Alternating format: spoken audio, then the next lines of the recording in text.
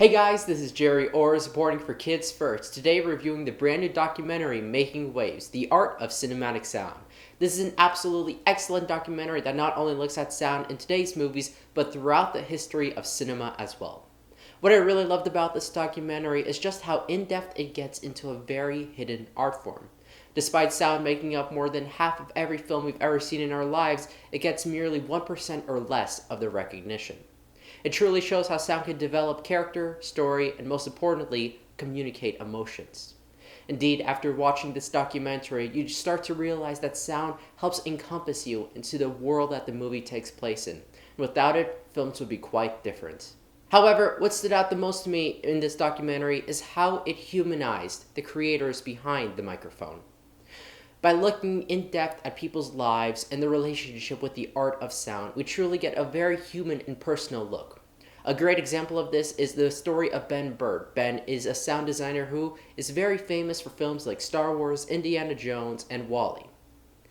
Ben, however, had many issues with separating sound and his personal life. Like any artist, Ben got very attached to sound, and it was hard to leave it to go home for dinner. By looking at stories like these, we get a very different perspective of the people behind the camera. Perspective that I feel should be explored more, and this documentary explores excellently. Arguably, one of the best aspects of this documentary is just how universal it is. By implementing visual and auditory explanations of complex sound concepts, like the difference between stereo and mono, or what ADR is, or what dialogue editing is, anybody can truly enjoy this documentary, no matter their background and their age. However, I would stray this documentary away from younger ages because, although it is appropriate, the ideas and the culture of cinema itself may be a little bit hard to understand for younger children. For that reason, I give an age rating of 13 to 18 and older.